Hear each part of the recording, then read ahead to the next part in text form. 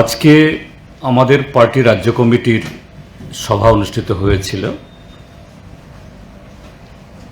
যদিও এটা আমাদের রুটিন সভা, প্রত্যেক 1.5 মাস বা 2 মাস অন্তরে আমাদের রাজ্য কমিটির সভা হয় এবং সেই সভায় বিগত সভার পর থেকে এই সভা অবধি যে কটা দিন, এই কটা দিনে এই রাজ্যের রাজনৈতিক, সামাজিক, অর্থনৈতিক বিভিন্ন ক্ষেত্রে যে গুরুত্বপূর্ণ যে ঘটনাগুলি, এগুলি আমরা তার পেছনে কারণ কি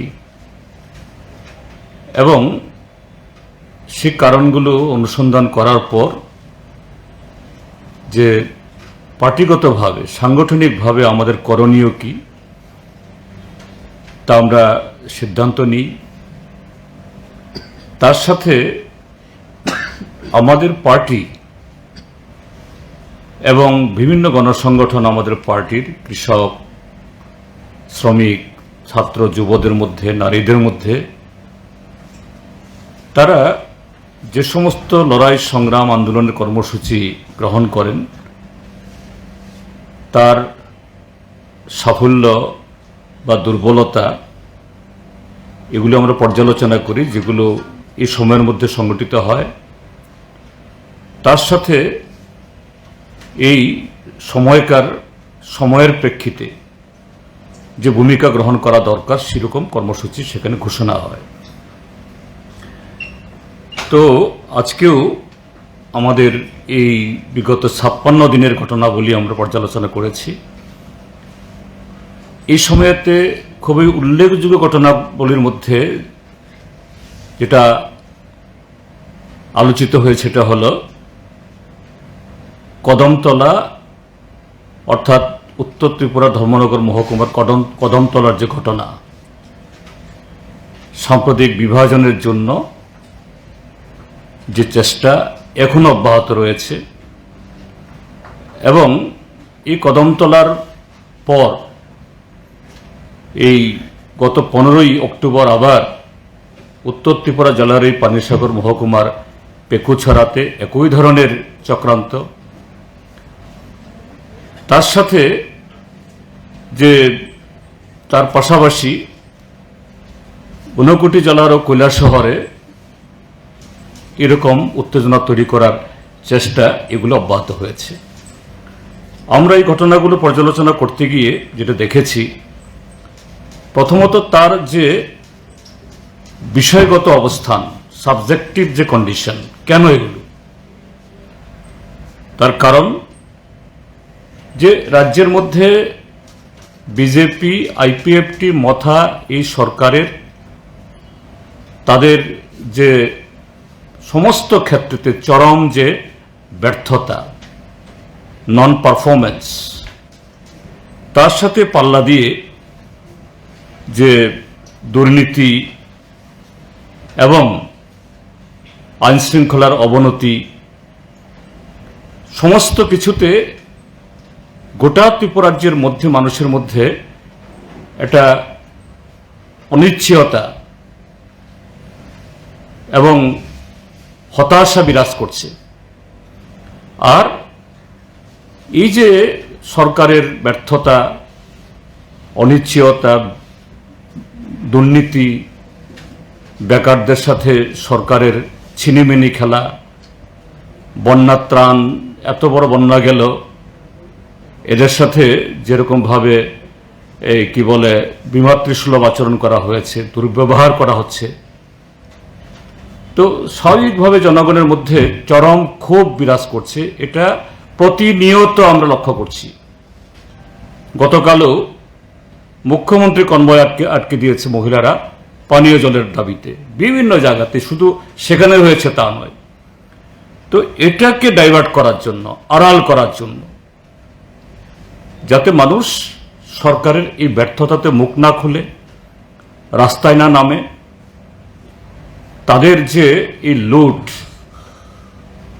তা আঙ্গুল না তুলে। এই জন্য নানা কায়দায় এই বিভাজনের ক্ষেত্রতা তৈরি করছে।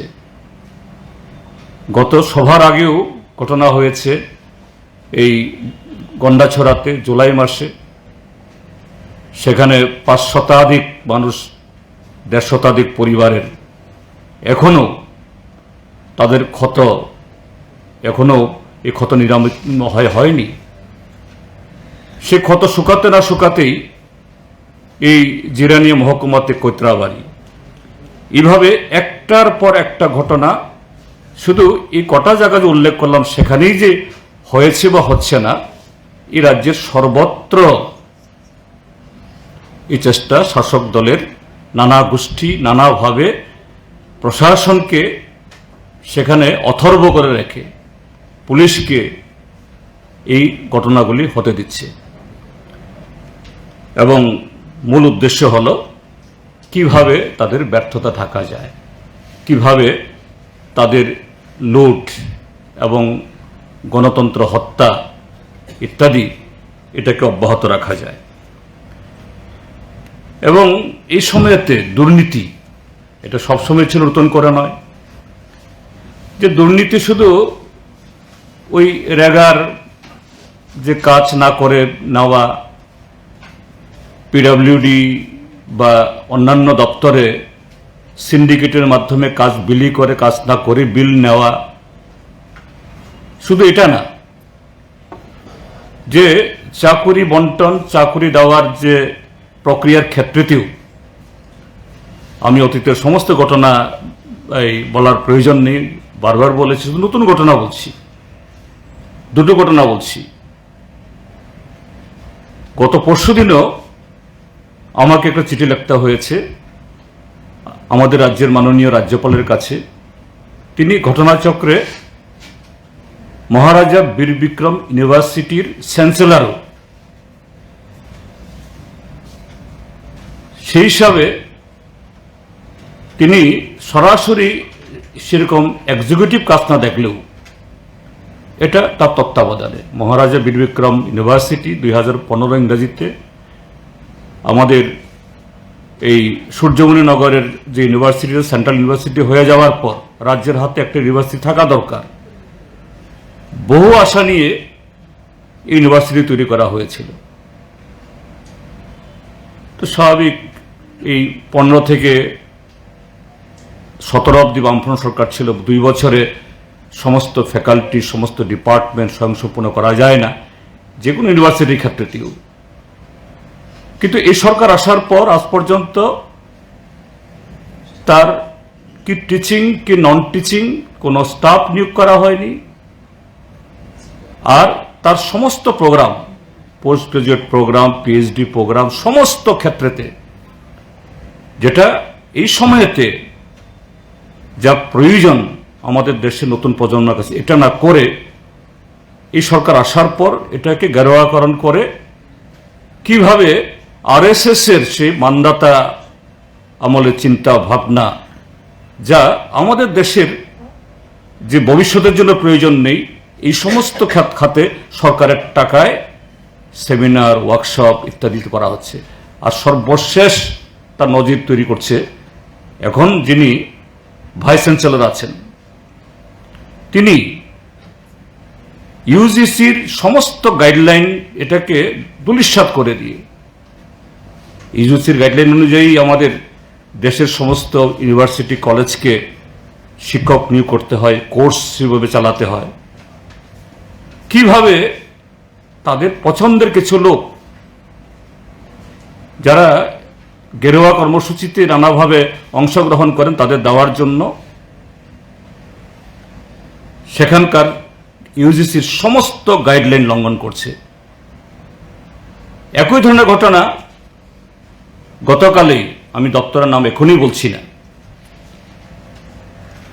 আমি অতীতে মন্ত্রী থাকার সময় যে দপ্তর চালিয়ে এসেছি, সে দপ্তরের একজন কর্মী on the verse of retirement, তিনি কদিন বাদেই যাবেন, তিনি এমনিতেই সৌজন্য সাক্ষাৎ করতে এসেছেন আমার কাছে, কথায় কথায় আমাকে বলছিলেন সে দপ্তরে গতকাল 12 জন জেআরবিটিতে অফারপ্রাপ্ত গ্রুপ ডি জয়েন করতে এসছে।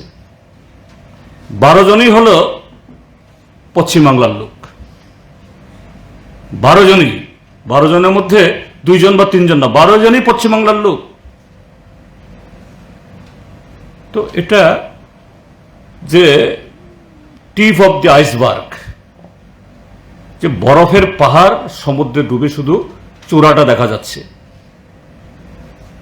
এই যে গত কদিন আগে ত্রিপুরা রাজ্যের হাজার হাজার বেকার যুবকদেরকে বঞ্চিত করে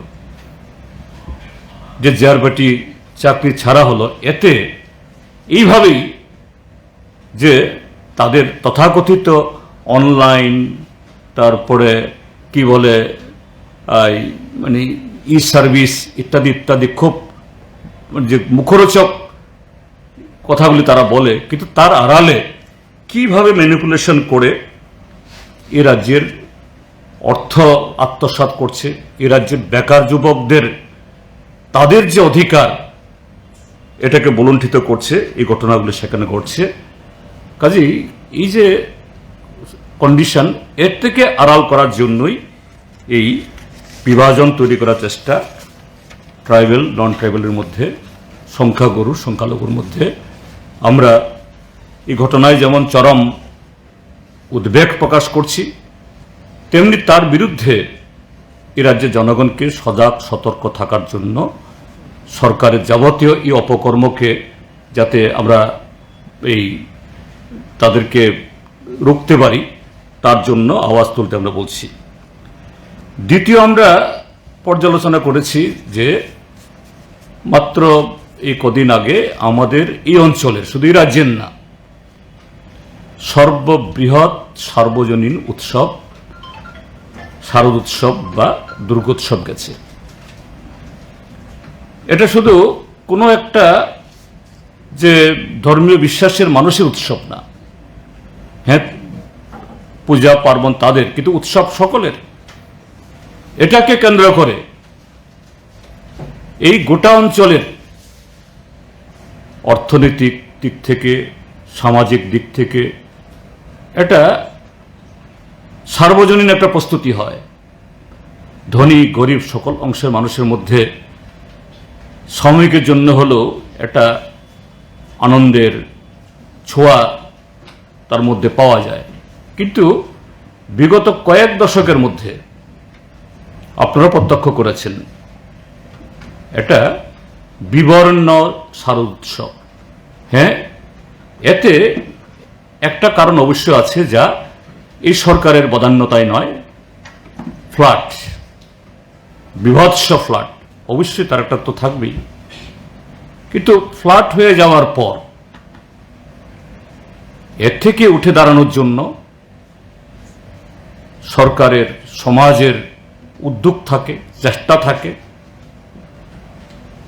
কিন্তু এই সরকার এই যে বিভৎস ফ্লাড হয়ে গেল, এতে যে মানুষের জীবন জীবিকা সব দিক থেকে চরম ক্ষতিগ্রস্ত হলো, এ থেকে উঠে দাঁড়ানোর জন্য ন্যূনতম কোনো দায়িত্ব পালন করেনি। উল্টু যৎসামান্য যা সাহায্য এসছে বা সরকারের তহবিল থেকে খরচ করা হয়েছে, সেখানে ভাগ বসানোর প্রতিযোগিতা। আর মানুষের মধ্যে যখন আনন্দ নেই, পেটে ভাত নেই, ব্যবসায়ীদের কপালে হাত, এই সরকারের নেতা মন্ত্রীরা এত নির্লজ্জ, এত জনবিরোধী, মুখ্যমন্ত্রী থেকে শুরু করে মন্ত্রী, রাজ্য সভাপতি থেকে শুরু করে মন্ডল নেতাদের মধ্যে লক্ষ লক্ষ টাকা খরচ করে তাদের ছবি, পোস্টার, ফ্ল্যাক্স ছাপানো, এখনো যে সারা ত্রিপুরা রাজ্যের মধ্যে আমাদের দৃশ্য দূষণ ঘটাচ্ছে, বিদ্রুপ করছে ত্রিপুরা রাজ্যের মানুষকে এই ছবিগুলো। অর্থাৎ তোমাদের পেটে ভাত আছে কি নাই, তোমাদের ঘরে সুখ আছে কি নাই, কিন্তু আমাদের ছবি দেখতে হবে। এটা একটা চরম যে তাচ্ছিল্য এই রাজ্যের মানুষের প্রতি।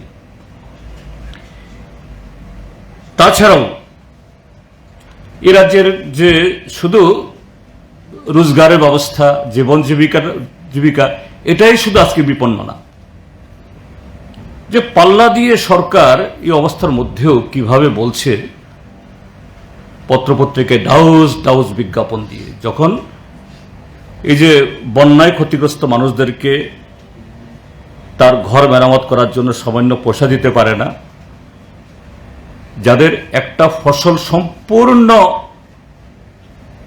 জলে ভেসে গেছে, মাটি চাপা পড়েছে, তাদের জন্য সামান্য পয়সা নেই। কিন্তু সরকার বলছে যে অন্যদিক থেকে যে উন্নতি বা পরিবর্তন একেবারে মানে বেপরোয়া গতিতে চলছে। বলছে এ রাজ্য নাকি এডুকেশন হাব হচ্ছে, এ রাজ্য নাকি মেডিকেল হাব হচ্ছে। অন্য কথাও বলছে, শুধু আমি এটা বললাম এই কারণে,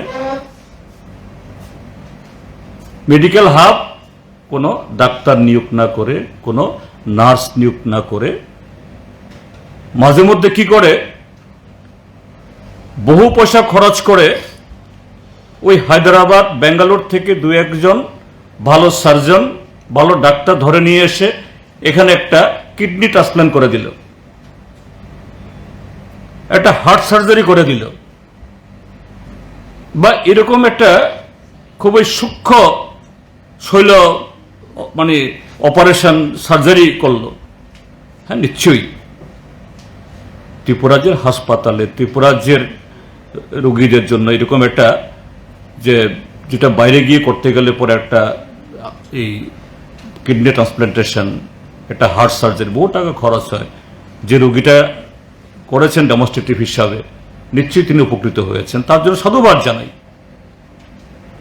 কিন্তু তারপরে তো আর একটা হচ্ছে না, হ্যাঁ, একদিনের চমক, ক্ষণিকের চমক। কোথায় সেই বিশেষজ্ঞ ডাক্তার, কোথায় সেই যে দেশখ্যাত সার্জন, তিনি তো দ্বিতীয়বার আসছেন না। তো এতে কি মেডিকেল হাব হয়? এতে কি ত্রিপুরাজ্যের মানুষের স্বাস্থ্যের সমস্যা সমাধান হয়? হয় না।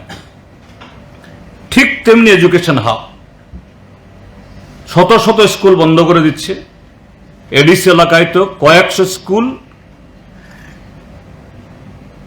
ওয়ান ম্যান, অর্থাৎ একজন টিচার, তিনি 5 ক্লাস থেকে 8 ক্লাস অব্দি নিচ্ছেন কোন কোনো জায়গাতে, সিনিয়র বেসিক অব্দি।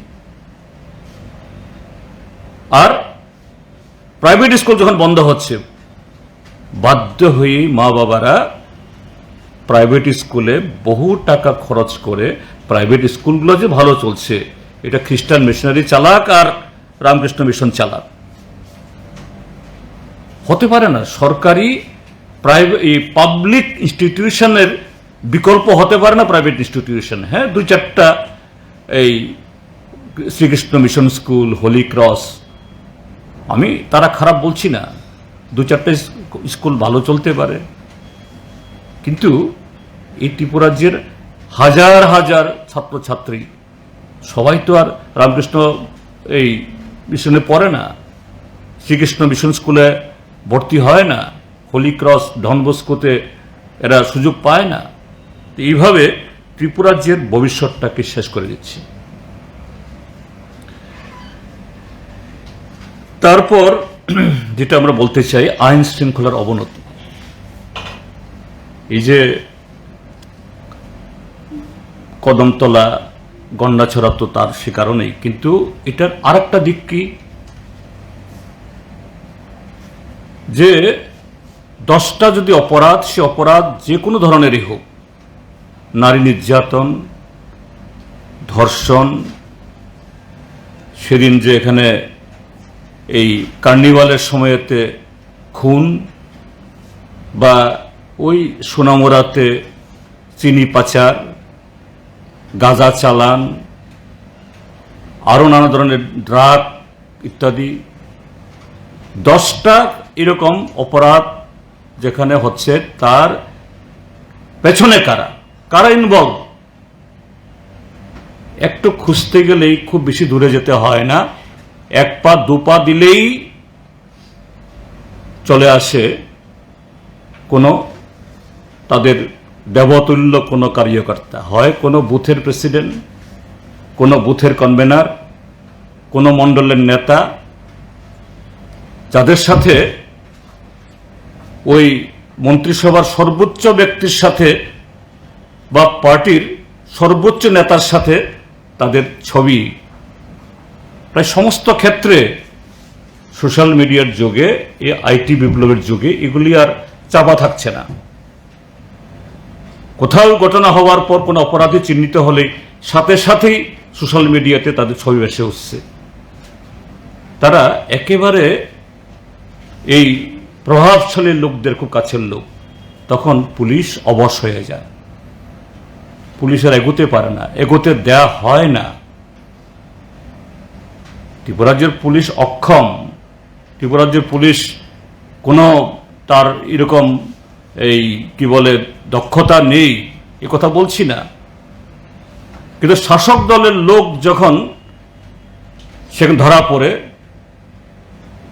সেখানে তাদের থেমে যেতে বাধ্য হয়।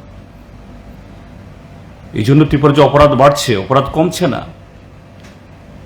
মুখ্যমন্ত্রী বা ডিজিপি সাহেব বলেন ত্রিপুরার যে আইন শৃঙ্খলা খুব ভালো, ত্রিপুরার যে নাকি সমস্ত নির্বাচনগুলো খুব শান্তিপূর্ণভাবে হয়, অভূতপূর্ণ শান্তিপূর্ণ। এবং কোন দিন কথাগুলি বলছে? ত্রিপুরাজ্যের পুলিশের শহীদান দিবসে,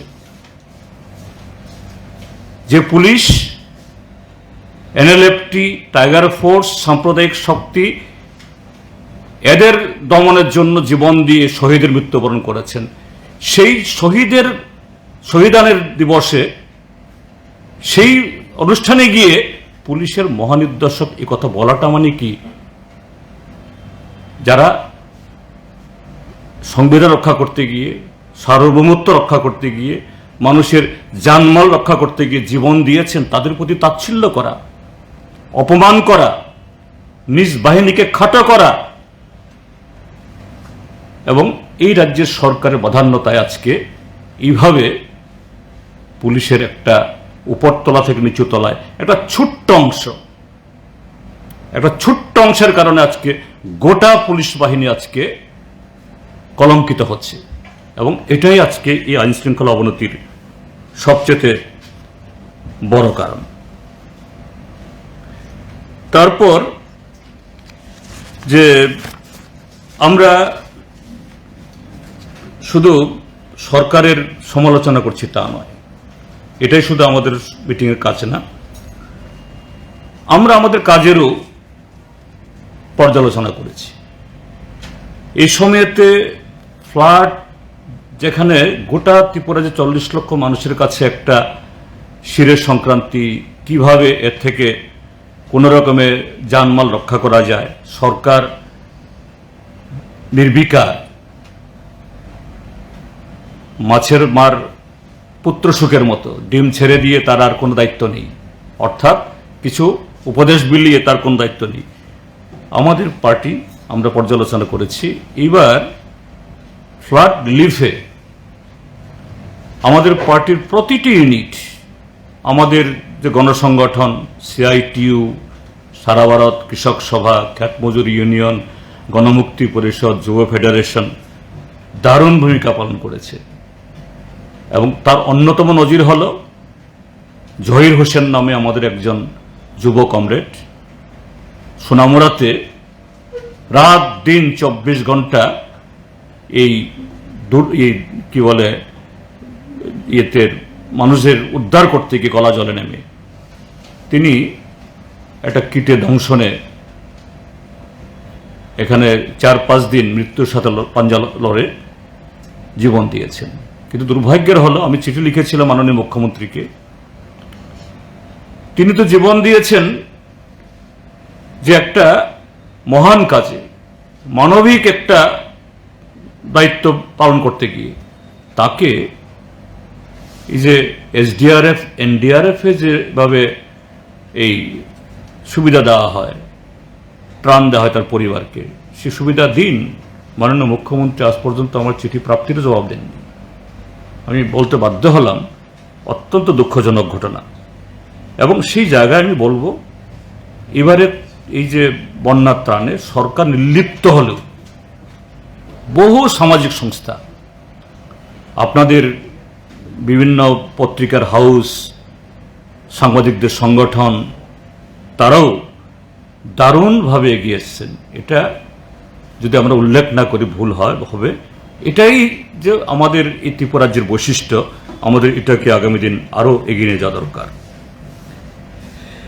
তারপর আমরা এরকম দুর্যোগের সময়তেও একদিকে উৎসব, আরেকদিকে প্রাকৃতিক দুর্যোগ, আরেকদিকে হলো সরকারের এই অপদার্থতার কারণে এই যে অনভিপ্রেত ঘটনাগুলো কন্ডাছড়া, কদমতলা বা অন্য জায়গাতে, আমরা এই রাজ্যের জনগণের ইস্যুতে প্রতিদিন প্রতিনিয়ত একদম কোনো ব্লক থেকে শুরু করে রাজ্য স্তর অবধি আমাদের বিভিন্ন সংগঠন, পার্টির বিভিন্ন ইউনিট, সরকারের বিভিন্ন অফিসে আধিকারিকের কাছে, মুখ্যমন্ত্রী থেকে শুরু করে একেবারে পঞ্চায়েত পর্যন্ত, চিফ সেক্রেটারি থেকে শুরু করে একেবারে ওই ব্লক বা এগ্রিকালচার, হেলথ, এখানে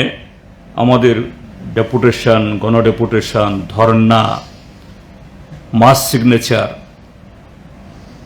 সাথে ছাত্র যুবকরাও এই যে ইন্টারভিউ নিয়ে লক্ষ লক্ষ টাকা তুলে নিয়ে কোনো ইন্টারভিউ ফল প্রকাশ করা হয় না, যেগুলি ফল প্রকাশ করা হয় তাও সব বাইরে চাকরি চলে যায়। এর বিরুদ্ধে আমরা আন্দোলন সংগঠিত করেছি এবং এর সঙ্গে তো অসংখ্য। এবং সেই জায়গায় গত ৩রা অক্টোবর একদিকে হলো যে প্রাকৃতিক দুর্যোগ, বৃষ্টির ভ্রুকুটি, অন্যদিকে হলো এই শাসক দলের তথাকথিত শ্রমিক সংগঠন বিএমএস, এরা গাড়ি দেয় না এবং কতটুকু নির্লজ্জ, এরা বলে সবকা সাথ সবকা বিকাশ। সেদিন খোয়াইয়ে 12টা অবধি অকারণে 3 চাক্কা, সমস্ত 4 চাক্কা 12টা অবধি রাস্তায় নামতে পারবে না। কেন? এগুলো যদি চলে সিপিএম এর লোক ওই গাড়ি নিয়ে আগরতলায় চলে আসবে। তারপরও এখানে আগরতলা রাজপথ প্লাবিত করে মানুষ এসছে, শান্তিপূর্ণভাবে সরকারের কাছে জনগণের এই ক্ষোভকে ব্যক্ত করেছে। আমরা কুর্নিশ জানাই ত্রিপুরা রাজ্যের মানুষকে যে তারা এরকম সময়েতেও যে একদিকে পেটে ভাত নেই, আরেকদিকে নানা ধরনের প্রতিবন্ধকতা, তারপরও সরকারের কাছে দাবি জানানো এসছেন এবং আমাদের এই উদ্যোগ অব্যাহত থাকবে আগামী কয়েকটা মাস, একদম ডিসেম্বর মাস অবধি। আমাদের গণমুক্তি পরিষদ গত 23 তারিখে দেখেছেন আপনারা, বিশাল এক কনভেনশন করে কর্মসূচি ঘোষণা করেছে। শ্রমিক এবং কৃষক সংগঠনও, একটু বলবেন পরে, তারাও একটা প্রোগ্রাম নিয়েছেন আগামী দিন। তেমনি যুবরাও এই চাকুরি, ড্রাগ, আইনশৃঙ্খলা অবনতি এই প্রশ্নে তারাও প্রোগ্রাম নিয়েছেন। আমরা চাই এই সমস্ত ক্ষেত্রেতে আপনাদের মাধ্যমে ত্রিপুরা জনগণের কাছে যাতে আরও বেশি বেশি করে অংশগ্রহণ করার মধ্য দিয়ে সরকারের এই জনবিরোধী নীতির বিরুদ্ধে আওয়াজ তুলতে সাহায্য করে, আরও বেশি মানুষকে রাস্তায় নামিয়ে সরকারকে বাধ্য করে তারা যাতে তাদের যে সংবিধানের নামে শপথ গ্রহণ নিয়েছেন সেই শপথ অনুসারে কাজ করতে বাধ্য হন এবং তাদের প্রতিশ্রুতি পালন করেন। সর্বশেষ আমি যেটা বলতে সেটা হলো, আমরা পাশাপাশি আজকে এটাও আলোচনা করেছি, আপনারা জানেন আমাদের রাজ্যের বর্তমান শাসক দল না, আরো অন্যান্য রাজনৈতিক দলও সবাই দাবি করে আমরাই হলাম সবচেয়ে গণতান্ত্রিক দল, আমরাই হলাম পৃথিবীর বৃহত্তম রাজনৈতিক দল। কিভাবে? ওই মিস কলে চাকরি দেওয়ার মতো মিস কলে মেম্বারশিপ কালেকশন করা, এটাই নাকি পদ্ধতি, এটাই নাকি গণতন্ত্র। আবার সে দল কোথাও কোনো সম্মেলন করে ওই নির্বাচনের আগে কিছু লোক দেখানো করা ছাড়া এটা দেখা যায় না। কিন্তু ভারতের কমিউনিস্ট পার্টি এরকম নয়। ভারতের কমিউনিস্ট পার্টি প্রত্যেক 3 বছর অন্তর অন্তর একেবারে শাখা থেকে শুরু করে সর্বভারতীয় স্তর অবধি আমরা সম্মেলন করি। আমাদের রাজ্যে আমাদের 4000 শাখা গত সেপ্টেম্বরের 1 তারিখ থেকে সম্মেলন শুরু হয়েছে। তার প্রায় 90% সম্মেলন প্রায় সমাপ্ত হয়েছে। তারপর অঞ্চল 3 শতাধিক অঞ্চল সম্মেলন চলছে। তারপর 24টা মহকুমা সম্মেলন শুরু হবে নভেম্বরের শেষ দিক থেকে, এবং আমাদের রাজ্য সম্মেলন হবে জানুয়ারির শেষ দিকে। আমরা কি আলোচনা করব? শুধু নতুন কমিটি তৈরি করা না, ত্রিপুরাজ্যের এই যে জনজীবনের যে আজকে সংকট, ত্রিপুরাজ্যে গণতন্ত্রের যে আজকে যে দুর্দশা, কিভাবে এ থেকে বেরিয়ে আসার জন্য ত্রিপুরাজ্যের মানুষের কাছে আমরা আরো বেশি বেশি করে পৌঁছতে পারি, এবং ত্রিপুরাজ্যে এই যে অর্থনৈতিক ক্ষেত্রে যে বন্দাবস্থা তৈরি করেছে, এর থেকে এই রাজ্যকে বের করে আনতে পারি। আমাদের সম্মেলন সে আলোচনাগুলি হবে। এটা নিছক শুধু একটা লোক দেখানো বা 3 বছর পর একবেলা বা দুবেলা একটু একসাথে বসে খাওয়ার জন্য না। তো এই সিদ্ধান্তগুলো কিভাবে আমরা সুচারুভাবে সংগঠিত করতে পারি, তা সবটা আজকে আলোচনা হয়েছে, এবং সেভাবেই আমাদের আগামী দিন কর্মসূচি সাংগঠনিক দিক থেকে এবং প্রচার আন্দোলনের দিক থেকেও আমরা নিয়েছি। আমি এটুকু বললাম, আমার সাথে আর 2জন কমরেড আছেন, তারা সংযোজন করবেন। বলুন।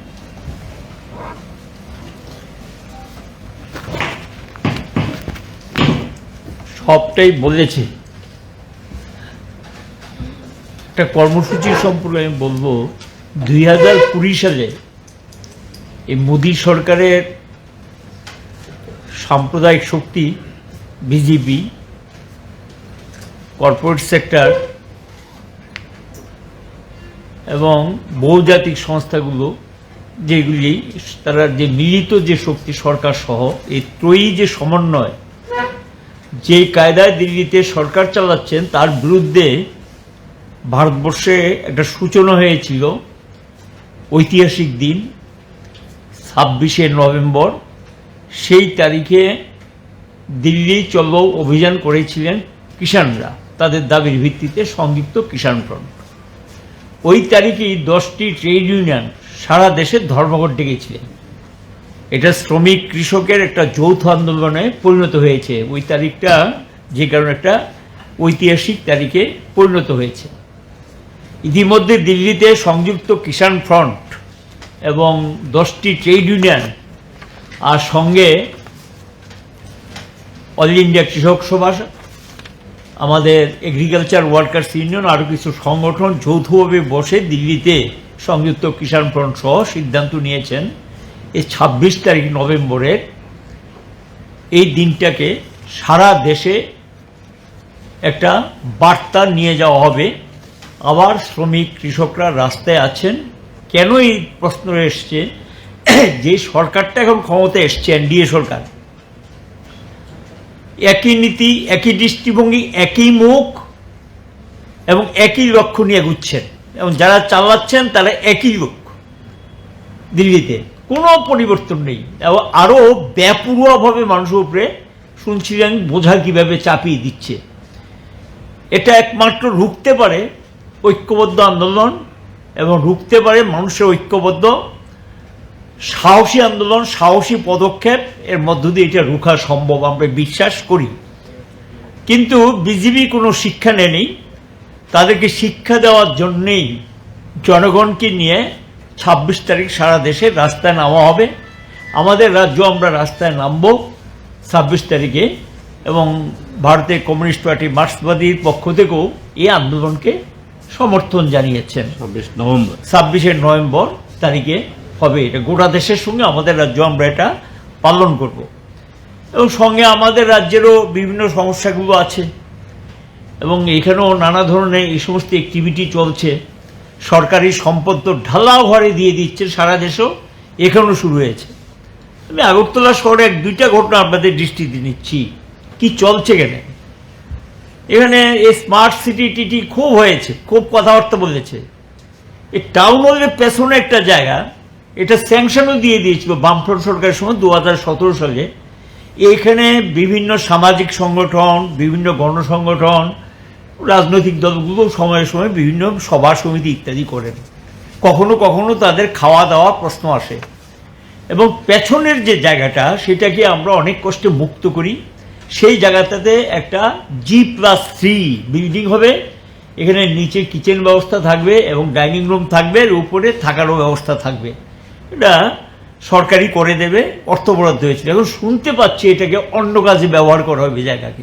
কেন, কি কারণে? একটা মাত্র হল, যেখানে গিয়ে এখন আপনি অন্যান্য হলে গেলে চা খাওয়ার ব্যবস্থা কিন্তু নেই। তো মানুষের সেখানে তো একটা স্বাভাবিক কারণে সেখানে এগুলোর তো প্রয়োজন আছে, এটা ভিত্তিতে সিদ্ধান্ত। শোনা যাচ্ছে এটাকে অন্য কাজে দিয়ে দেবে। আরও শোনা যাচ্ছে, কারণ এদের দ্বারা সবই সম্ভব, এরা তো এগুলো করছেন, যে জুট মিলের জায়গাটাকে এটাকে কোথায় বেকারদের কর্মসংস্থানের প্রশ্নে, শিল্পের জন্য অন্য ধরনের শিল্প বন্য কোনো কাজে ব্যবহার করুক, কর্মসংস্থানের প্রশ্নে তা না করে কিছু পুঁজিপতির হাতে তুলে দেওয়ার জন্য অলরেডি প্রসেস শুরু হয়ে গেছে এটা। এবং খুব দামি জায়গা, এই জায়গাটা সরকারি জায়গাটা তুলে, যেখানে বেকার সমস্যা, বেকারদের সামনে কোনো ভবিষ্যৎ নেই, তা না দেখে এটা করছেন। শুধু তা না, শোনা যাচ্ছে আরও এই যে আমাদের আগে যেটা রাজভবন ছিল, বর্তমানে তো আপনারা জানেন যে রাজ্যপালের ভবন আমাদের সেক্রেটারিয়েটের সঙ্গে নতুন ভবন করা হয়েছে। এই রাজভবনটা কি এখন শোনা যাচ্ছে কোনো একটা অর্গানাইজেশনকে দিয়ে দেওয়ার জন্য কথাবার্তা চলছে, যেটাকে মালঞ্চ নিবাস, সেটাকে দিয়ে দেওয়ার জন্য কথাবার্তা চলছে। কেন এটা হবে মালঞ্চ নিবাস? এটা আগের গভর্নর হাউসটা, এটা মালঞ্চ নিবাসটা একটু আগের গভর্নর হাউসটা, এবং এটাও একটা সংস্থার হাতে দিয়ে দেওয়ার জন্য চেষ্টা চলছে। এই ধরনের কার্য যদি চলতে থাকে তো এটা তো ঠিক, এটাকে সম্পর্ক আগের বামফ্রন্ট সরকারের একটা চিন্তা ভাবনা ছিল, এটাকে কিভাবে মানুষের জন্য উন্মুক্ত রাখা যায়, মানুষ এটাকে ঐতিহাসিক স্থান হিসাবে যাতে ব্যবহার করতে পারে চিন্তা ভাবনা হয়েছিল। এগুলি সব কিছুকে ধ্বংসের কিনারে নিয়ে যাচ্ছে। যে এগুলি শুনছিলেন, এই সম্পর্কিত বিষয়গুলি নিয়ে আমরা জনগণকে অবহিত করতে চাই, মানুষের কাছে যেতে চাই, এবং বড় বড় কথাবার্তা না বললে কিছু মানুষের জন্য কাজ করবে। এই যে হোর্ডিংয়ের কথা বলছে, আমি আজকেও তো আসার পথে দেখলাম এক দফা তো হয়েছে দুর্গাপূজার জন্য একদম, এখন আবার দেওয়ালির নামে দেখলাম নতুন আরেক সেট। আজকে এখন আসার সময় দেখলাম, হাঁটতে হাঁটতে আসছিলাম, আরেক সেট নতুন দেওয়ালির জন্য। টাকাটা কোত্থেকে আসছে? যেখানে মানুষের রেগার টাকা দিতে পারছে না, 12-এর কাজ দিতে পারছে না, এবং ঠিকাদারের বিল দিতে পারছে না, উন্নয়ন মুখ থুবড়ে পড়েছে, কিন্তু এটার তো কোনো বন্ধ নেই। একটু আগে শুনছিলেন যেগুলি কী হচ্ছে। এটা শুধু আমরা বলবো রাজ্যবাসীর কাছে, চুপ থাকলে তো হবে না, প্রতিবাদে এগিয়ে আসুন, এবং সকলে মিলে সম্মিলিত প্রতিবাদ করুন। যার যার পার্টি করুন, কথাবার্তা বলুন, কোনো আপত্তি নেই, কিন্তু রাজ্যটা তো সকলের।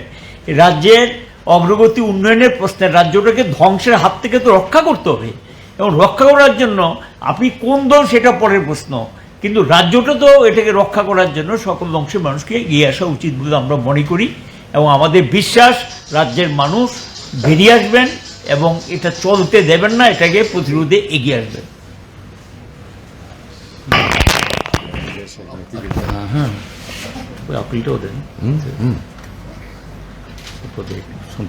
আপনারা শুনেছেন আমাদের চলতি কর্মসূচির কথা, যা আমরা আমাদের পার্টির আজকের অনুষ্ঠিত রাজ্য কমিটির মিটিংয়ে সিদ্ধান্ত করেছি। আমাদের দেশ খুব বিপজ্জনক রাস্তায় যাচ্ছে।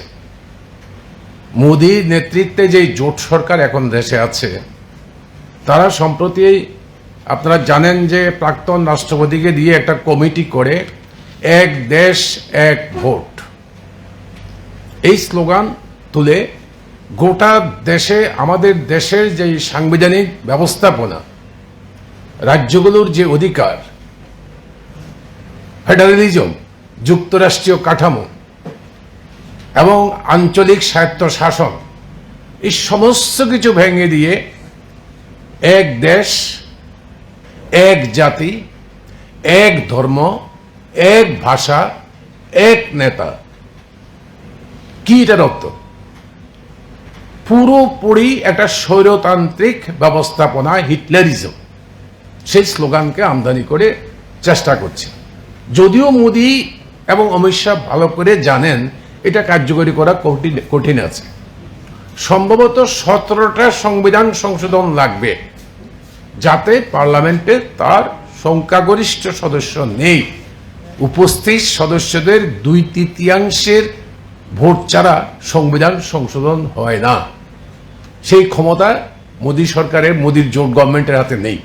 তারপরেও স্লোগানটা আনার অর্থ হচ্ছে দেশের মধ্যে ক্রমশ সংবিধানকে অবজ্ঞা করে একনায়কতান্ত্রিক জোট সমস্ত দিল্লির হাতে নিয়ে নেওয়া। আপনি দেখুন, এত বড় ফ্ল্যাট হয়ে গেল, আমাদের রাজ্যে একটা পয়সা দিল না, অথচ গুজরাটকে টাকা দিল। রাজ্যগুলোর কাছ থেকে যে টাকাটা নেয়, আমরা যে পয়সা দিচ্ছি, এই পয়সার অংশ রাজ্য পাওয়ার কথা, কিন্তু কোথায়? আমরা না, শুধু ভারতবর্ষের বিজেপি শাসিত রাজ্যগুলো, তারা কোথায় সেই সাহায্যটা পাচ্ছে? পায় না। এইভাবে আমাদের দেশে অর্থনৈতিক দিক থেকে, রাজনৈতিক দিক থেকে প্রচন্ড করার চেষ্টা করছে। এরকম একটি অবস্থার মধ্যে দাঁড়িয়ে আমরা এই স্লোগানের ভিত্তিতে এক দেশ, এক ভোট, একটা সস্তা কথা যে এটাতে কম খরচ হবে, কিন্তু এতে নির্বাচন একটা হবে না, কিন্তু মাঝখানে কিন্তু অনেকগুলো নির্বাচন হতে হবে। যদি বিধানসভা ভেঙে যায়, তখন আবার উপনির্বাচন হতে হবে। কাজে এটা ফালতু কথা যে খরচ কম হবে। খরচ কম নয়, আসলে হচ্ছে স্বৈরতান্ত্রিক মানসিকতার জন্য এইসব কাজ হচ্ছে। এখানেও সরকার সেই পথেই তারা চলতে চাইছে। আমরা আমাদের রাজ্যের মানুষের কাছে এই ক্যাম্পেইন নিয়ে যাওয়ার চেষ্টা করছি যে এর বিরুদ্ধে সমস্ত দল, সমস্ত মতের মানুষ যারাই আছেন, ভারতবর্ষের সংবিধানকে রক্ষা করার জন্য, ভারতবর্ষের বর্তমান গণতান্ত্রিক যে কাঠামো আছে একে রক্ষা করার জন্য আপনারা ঐক্যবদ্ধ হন, এগিয়ে আসুন। এবং এটার সঙ্গে সঙ্গে এই যে আপনারা শুনলেন যে কদমতলা এবং গন্ডাছড়া, যা এখনো এই বাতাবরণ কিন্তু গোটা রাজ্যের মধ্যে ছড়িয়ে দেওয়ার চেষ্টা হচ্ছে। সমস্ত বাংলাদেশের সাম্প্রতিক ঘটনাবলীকে নিয়ে এখানে বিএসপি, বিশ্ব হিন্দু পরিষদ, ধর্মীয় সংখ্যালঘুদের বিরুদ্ধে মুসলিম, খ্রিস্টান, বুদ্ধিস্ট, তাদের বিরুদ্ধে একটা জিগির তোলার চেষ্টা করছে, যার ফলে গোটা রাজ্যের মধ্যে সংখ্যালঘুরা আতঙ্কিত। এটা অন্যান্য জায়গাতেও তার প্রভাব ছড়িয়ে পড়ছে। এরকম অবস্থায় আমরা মানুষের কাছে আবেদন করব, শান্তি সম্প্রীতি ছাড়া আমরা ত্রিপুরায় বাঁচতে পারবো না। জাতি উপজাতির ঐক্য চাই, হিন্দু, মুসলমান, বৌদ্ধ, খ্রিস্টান ধর্মীয় আমরা ঐক্য চাই, সম্প্রীতি চাই। এ না হলে পরে ত্রিপুরাকে এগিয়ে নিয়ে যাবে না। এক ত্রিপুরা শ্রেষ্ঠ ত্রিপুরা না, ধ্বংসের পথে ডক্টর মানিক শাহর নেতৃত্বে যে সরকার, সেই সরকার নিয়ে যাচ্ছে আমাদের রাজ্যকে। এর হাত থেকে রক্ষা করতে গেলে পরে সমস্ত ত্রিপুরাবাসী ঐক্যবদ্ধ হয়ে রাস্তায় নামতে হবে। সেই স্লোগান নিয়েই আমরা আজকের মিটিং থেকে সিদ্ধান্ত নিয়েছি, আমরা আগামী দিনগুলোতে এই স্লোগান নিয়েই এগিয়ে যাব। তো এনি কোশ্চেন? কিছুক্ষণ আগে বিজেপির সভাপতি প্রেস কনফারেন্স করে অভিযোগ করেন যে অপোজিশনরা মানে মিথ্যা অপবাদ লাগাচ্ছে যে রাজ্যে ল অ্যান্ড অর্ডার নেই। সেই বিষয়টাকে নিয়ে আপনার কি? আমি বিজেপির সভাপতি, তিনি এখন মাননীয় সাংসদও। একদিন সংবিধানের সাথে তার সংযোগ ছিল না, এখন সাংসদ হওয়ার পর সংবিধান তিনি নিজের থেকে না চাইলেও বা চাইলেও তার নামে শপথ গ্রহণ করতে হয়েছে। আমি তাকে খুব বিনয়ের সাথে জিজ্ঞেস করব, গত 15 তারিখে এই মেলার মাঠে প্রায় আধা ডজন পুলিশের সামনে একটা তরতাজা প্রাণ যে নিভে গেল, আবার সেই আততায়ী তাকেও আবার রক্ষা করতে পারল না তাদের সরকারের পুলিশ। তারপর মনু থানা সাবরুমের, সেখানে 5 জন আরক্ষা কর্মীকে সাসপেন্ড এবং অ্যারেস্ট করতে হলো। আমরা বিরোধীরা তো কোনো পুলিশের নাম নিয়ে আমরা অভিযোগ করিনি, পুলিশে তদন্ত করে তাদের এই ইনভলভমেন্ট তারা ধরেছে। তারপর এই যে কদমতলাতে, গন্ডাছড়াতে, কৈত্রাবাড়িতে যে ঘটনাগুলো হলো, আপনারা মিডিয়ার লোক গেছেন, প্রত্যক্ষদর্শী যারা বা ক্ষতিগ্রস্ত তারা কি বলছেন, এগুলি কোনোটাই পুলিশের অনুপস্থিতি হয়নি।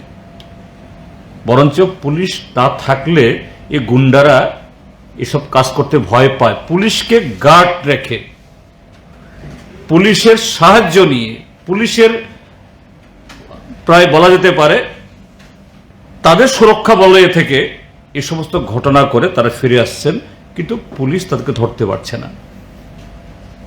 ভারতীয় জনতা পার্টির যে সভাপতি মহোদয়, মাননীয় সাংসদ মহোদয়, তো এখানে যদি বিরোধীরা যদি এই ঘটনাগুলি করে থাকে, তাহলে এই বিরোধীদেরকে ধরুন, আপনার পুলিশকে বলুন যে সমস্ত বিরোধী দলের লোকরা এই সমস্ত ঘটনা করছে তাদেরকে ধরে জেলে পুরে দেওয়ার জন্য। করছেন না তো। সেখানে যদি একজন লোক ধরা পড়লেও আপনাদের লোকে ধরা পড়বে, 2 জন ধরলেও আপনাদের লোকে ধরা পড়বে, এবং কারা ধরা পড়বে? সমস্ত দেবতুল্য কার্যকর্তারা ধরা পড়বে। কি বলছেন এগুলো তিনি? ওনাকে বলুন না, অমিত শাহর ক্রাইম রেকর্ড ব্যুরো, হোম মিনিস্ট্রির, ওটাকে চ্যালেঞ্জ করতে। এনসিআরবি মানব পাচার চক্রের করিডোর, ওরাই ভারত গভর্নমেন্ট অফ ইন্ডিয়া বলছে। ওনাকে বলুন সেটা কন্টেস্ট করতে। আমাদের কন্টেস্ট করতে হবে না, ওদের কন্টেস্ট করতে বলুন যে পাচার চক্র, মানব পাচার চক্র এবং বেআইনি অন্যান্য সামগ্রী পাচার চক্রের, নেশা জাতীয় দ্রব্যাদি পাচার চক্রের করিডোর হচ্ছে ত্রিপুরা। নেশামুক্ত ত্রিপুরা হয়ে গেল, এটা চ্যালেঞ্জ করতে বলুন। উনি আরো অভিযোগ করেছেন যে আপনাদের আমলে সবচেয়ে বেশি খুন এবং রাহাজানি হয়েছে, যেমন এমএলএ হোক বা মন্ত্রী হোক, বা দেখা গেছে প্রাক্তন মুখ্যমন্ত্রী নৃপেন চক্রবর্তী বিমল সিনহাকে অগ্রগতি বলে আখ্যায়িত করেছে। এই কথাটাও উনি ওইখানে প্রেস কনফারেন্সে উল্লেখ করেছেন। এগুলো তো হলো কোনো একটা ঘটনায়, মানে কোনো একটা তর্কে আসা এরকম একটা স্কান্ট রেফারেন্স। কদিন আগেও মাননীয় মুখ্যমন্ত্রী বলেছেন, যখন আইন শৃঙ্খলার প্রশ্ন উঠল, আমরা বাম আমলের কেসগুলো আবার রিওপেন করব। আরে কে আপনাকে বাধা দিচ্ছে? এ কথাগুলো তো আপনার পূর্বসূরিও বলে গেছেন। আপনি খাতা খুলুন না, সামরি শর্মা খুনের খাতা। আপনি খাতা খুলুন না, এখানে ভোলা শাহ এমএলএ খুনের খাতা, রোজবেলির খাতা। কে না করছে আপনাদেরকে? বরঞ্চ আমরা দাবি জানাচ্ছি, খুলুন, হিম্মত থাকলে, সৎ সাহস থাকলে। এবং এই সমস্ত ক্ষেত্রেতেই, এই যে গত নির্বাচনের আগে দুজন সাংবাদিক, একজন কি নাম জানি, এই যে শান্তনু ভৌমিক, আর একজন হলো সুদীপ দত্ত। আমাদের সাংবাদিক বন্ধুদের একটা অংশ সেদিন আকাশ বাতাস, মানে একেবারে তোলপাড় করে করেছিলেন। ভালো, ঠিক আছে, হ্যাঁ, দেবল হত্যা। তাদের সাংবাদিকদের বন্ধুদের তাদের সহকর্মী মারা গেছে, এতে আমাদের কোনো আপত্তি নেই, স্বাভাবিক। আপনাদের প্রতিক্রিয়া, আমরা এর বিরুদ্ধে না। আপনারা তখন একটা অংশ বলছিলেন যে না, ত্রিপুরা স্টেটের এসআইটির তদন্ত হবে না, সিবিআই তদন্ত দিতে হবে। আমাদের সরকার কিন্তু সিবিআই বিরোধিতা করেনি। আমরা বলছি ঠিক আছে, সিআইটিতে এসআইটি করার পর যদি সন্তুষ্ট না হয়, যাবে, অপরাধী ধরা পড়বে। এই সরকার আসার পর প্রথম মন্ত্রিসভাতেই বোধহয় সম্ভবত বিপ্লব দেব মুখ্যমন্ত্রী হওয়ার পর সিবিআই তদন্তের জন্য সিদ্ধান্ত হলো। আজকে কত বছর চলে গেল, কতদিন চলে গেল, কোথায় শান্তনু ভূমিকা হত্যাকারী, কোথায়? বহাল তবিয়তে ঘুরছে, কেন ধরা পড়ছে না? না, আমি সাংবাদিক বন্ধুদের দায়ী করছেন এই কারণে। আপনারা ভুল বুঝেছেন, আপনারা ভেবেছেন তাদের এই কান্না বোধহয় আসল কান্না, আসলটা মায়া কান্না। এটা 10,330-এর জন্যই হোক বা শান্তনু ভূমিকের জন্য, সব মায়া কান্না। আজকে তাদের হাতে আজকে মিডিয়া আক্রান্ত, সাধারণ পাবলিক আক্রান্ত, গণতন্ত্র আক্রান্ত, পত্রিকা আক্রান্ত, চ্যানেল আক্রান্ত, সব আক্রান্ত। এই হলো ঘটনা। ঠিক আছে, থ্যাংক ইউ ভেরি মাচ। ডিজিপিকে নপুংসক বলেছেন, সেটা নিয়ে প্রশ্ন তুলেছেন যে আপনি একটা রাজ্যের প্রাক্তন মন্ত্রী, প্রবীণ রাজনৈতিক ব্যক্তিত্ব। আমি ডিজিপি ওনার ফিজিক্যালি নপুংসক বলিনি, যদি ভুল বুঝে থাকেন আমি একটু শুধরে দিচ্ছি। ফিজিক্যালি তিনি নপুংসকের কথা বলিনি, he is not that important, কিন্তু তার যে কাজকর্মের কর্মধারা, এটা একটা নপুংসকের মতো। এই যে তার সময়ই তো এই যে শহীদ মিয়া খুন হলো চরিলামে গত নির্বাচনের আগে। মাননীয় ডিজিপি সাহেব যদি চান সেই খুনের ভিডিও, এই ভিডিও আছে আমার কাছে, তার তদন্ত করে অফিসার যদি কোনো খুনিকে খোঁজ না পান, সেই খুনিরা কিভাবে শহীদ মিয়াকে পিটিয়ে খুন করেছে দিন দুপুরে, সে ভিডিও আছে, সমস্ত চেহারা সেখানে স্পষ্ট। কিন্তু কি দেখা যায়, সেই এফআইআর এর নেম যে প্রধান যে অভিযুক্ত, সে অভিযুক্ত শহীদ মিয়া খুনের এক পক্ষকালের মধ্যে সেখানে একটা অনুষ্ঠানে তৎকালীন সময়কার উপমুখ্যমন্ত্রী, এখন তেলেঙ্গানার মাননীয় রাজ্যপাল, হিস এক্সেলেন্সি হয়ে গেছেন, সে হিস এক্সেলেন্সির সাথে একই আসনে বসেন। আবার সেই ডায়াসে তৎকালীন বোধহয় সেই এসপি সাহেব বোধহয় এখনো আছেন, তিনিও সেই ডায়াসে খুনি, মন্ত্রী, এসপি সব।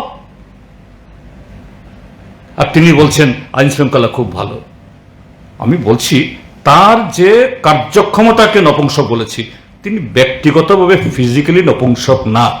যদি কেউ এটা বুঝে থাকেন, আমি দুঃখ প্রকাশ করবো, এই জন্য আমি কথা বলিনি। এটা আমার সে এখতিয়ার নেই, আমি ডাক্তার নই এটাকে বলার জন্য।